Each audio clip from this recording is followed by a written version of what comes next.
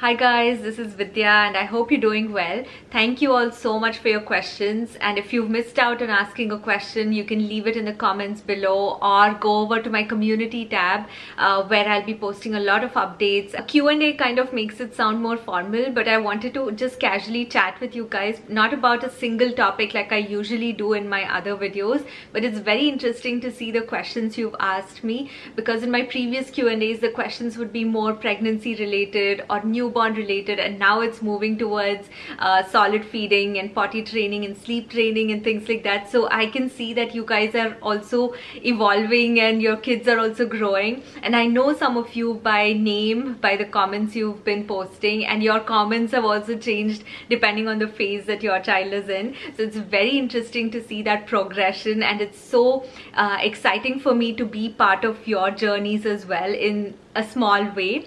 So a lot of you had questions about sleep training and whether we sleep trained Vikrant. The short answer is no, we did not. In spite of having lots of problems with sleeps from the day one, Vikrant has not been a very good sleeper, and that's why you'll not see a video on sleep training on my channel, because we never went through with it. We considered doing the Ferber method or the cry it out method or the controlled crying method multiple times. Like, we considered it so many times, but we never actually went through with it. It doesn't mean that it's a bad way, like it might work for your family. It just depends on your family and your lifestyle. There's no like yes or no answer, because if you have to go to work at 6 a.m. the next morning, a crying baby and waking up every 2 hours to soothe your baby will not work in the long term. It just so happened that I was fortunate enough that I didn't have to go to work the next morning, so I was able to wake up to soothe my son, as exhausted as that made me the next day. So we just just rolled with it, and I will tell you that it did get better. Like, the first year was terrible. We had to wake up every 2 hours because Vikrant would want to nurse, and he nursed to sleep. And I weaned him at 2 years old. That's when I saw a change in sleeping patterns. So he used to sleep for longer, and even now at 3 he wakes up once at least in the middle of the night and asks for a cuddle or something. Of course, he'll have a dream and he'll wake up crying once in a while, so those kind of things are normal.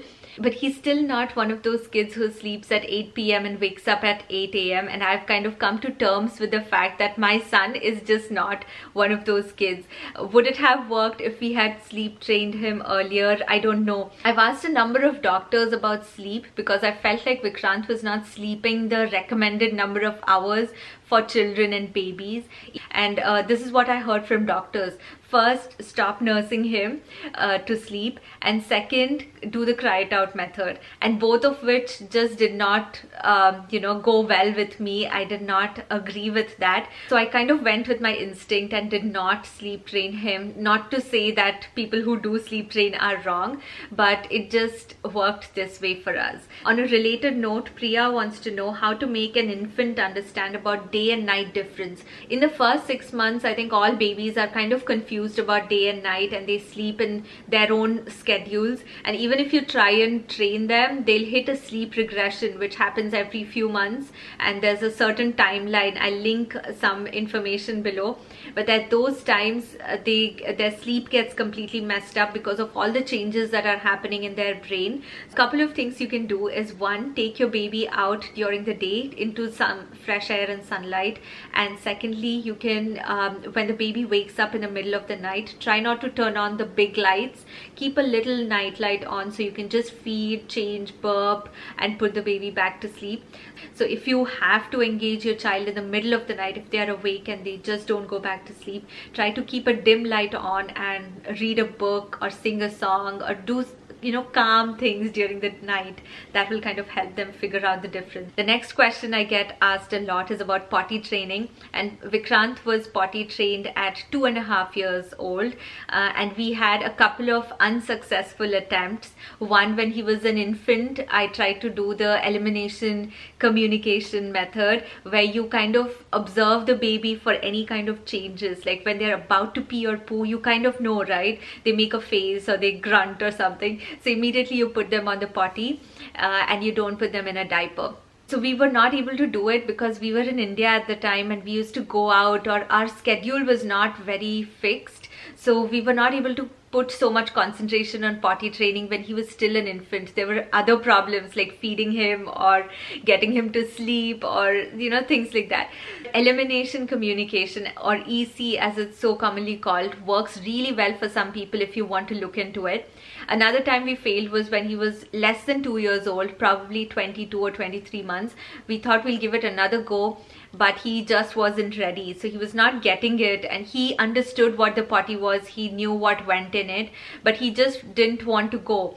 So we gave up at that stage, and then we tried a few months later when he was closer to 2.5, and that just worked. It just clicked to him. I think the secret was not to force him at all and just have the potty laying around. So every time he had to go, he would tell me. So I would tell him, do you want to go I would ask him, do you want to go in the potty? And he would say no, and he would go in the diaper. So this went on for weeks and weeks, and I felt like we were not making any progress. And sometimes we would just sit on the potty and read books and just hang out. That's how we kind of got used to the potty. And then at 2.5, it just clicked for him. And potty training is one of those things that you stress out so much about, like how is it going to happen, how do I do it? I think after potty training is done, every mom will tell you the same thing. Don't worry, you can do it, it'll happen. Every kid gets potty trained eventually, right? I will make a potty training video if you want, but mostly it's about waiting until your child is ready and just making it a normal thing. There's no need to scold, there's no need to yell, there's no need to punish or reward too much. Like there's no need to celebrate so much. It's a very normal thing. First they were in diapers, and now they're going to learn how to go potty. That's all. It's part of life.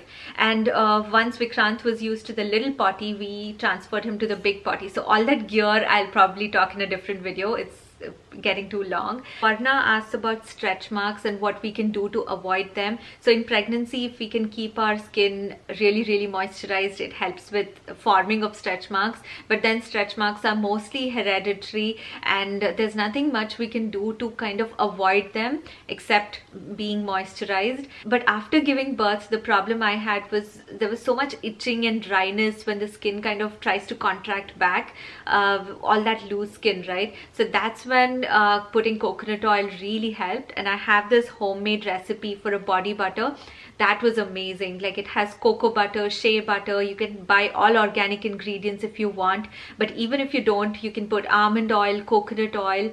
You can put some essential oils if you want. It's a beautiful body butter. It feels really good on your skin. I still use it. Like I make it every now and then. I made it just last week. I make a big pot of it and I put it near the sink, and every time I wash my hands I use it. Every time I take a shower I use it. So I have kind of stopped buying body lotion after I started making this. Ritika wanted to know what diaper rash cream I used to use on Vikrant normally. I mean without rash, just for safety. Just for safety, I didn't use any diaper rash cream. I just used coconut oil. After he had his bath, I would put a couple of drops of coconut oil all over his body, including his butt. And if I found that his butt was getting a little drier, like you would know when a rash is about to come, right? It was for Vikrant, it was mostly because of dryness, and those times I put a little bit more of coconut oil, like a few drops, and that would clear it up usually. Occasionally he would get a full-blown rash. Like it has never happened more than a handful of times, but when it did happen, we used butt paste. There's a couple of questions about meal planning and meal prepping and what foods a baby can eat. So it depends on what stage your baby is at.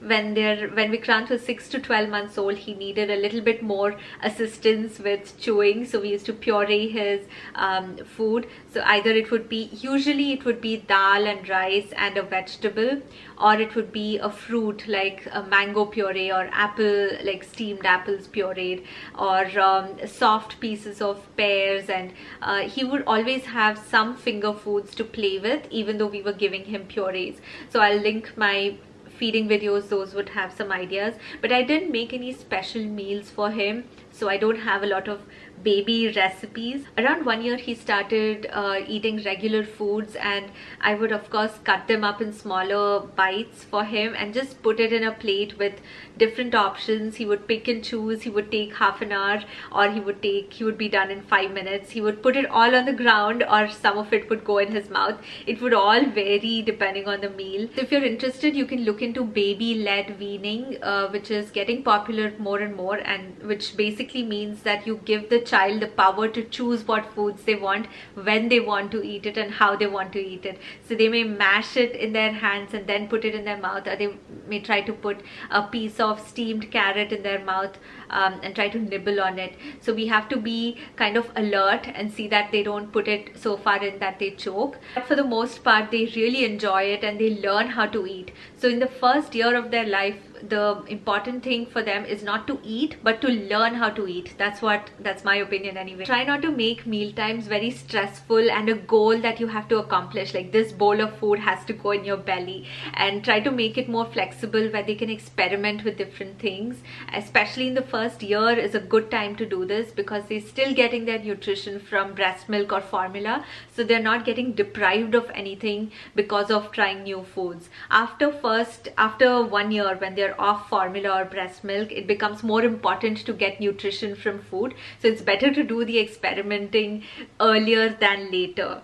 A few of you have written about anxiety and postpartum depression, which I'm very proud of you for writing in, not just in these comments, but also I get lots of emails from mothers who are struggling with depression, with anxiety, and feel guilty about feeling that way, because society tells us that when you're a mother, you have this overwhelming joy just because of your child, and you're supposed to feel happy. So when we do feel those baby blues or anxiety or depression because of those hormonal changes that we are going through, we start feeling guilty about feeling that. Like, why should I feel sad? I have everything. I have this most precious thing in my hands. Why am I feeling this way? So that guilt makes it even worse, and it's kind of like a vicious cycle that no one talks about, even in today's age when everyone's talking about mental health, and it's become such a catchphrase, right?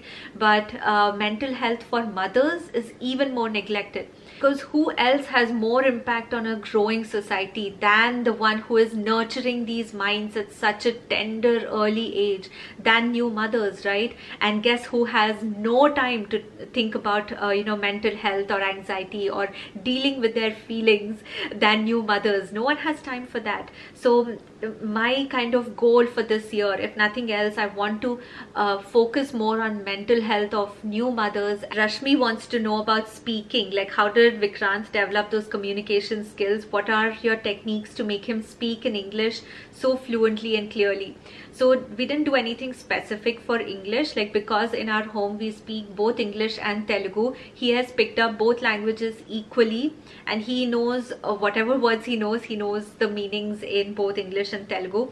Some words he'll use in English, some in Telugu. He mixes it all up. I think every child starts talking in their own timeline. So for Vikrant, I think what has really helped with his vocabulary is hearing us talk non-stop, like when he was a baby and it was just him and me, right? So I used to talk to him all the time.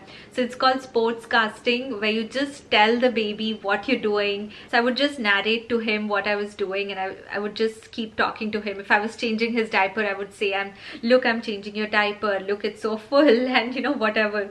And that was learning how to talk. Once he was a little bit older, he started to make sense of books, and books were a great help with vocabulary. He learned so many new words through reading, and even now he picks up words like anything through books. And lastly, Swati wants to know a little about my childhood, and my battery is flashing, so I'll make it quick.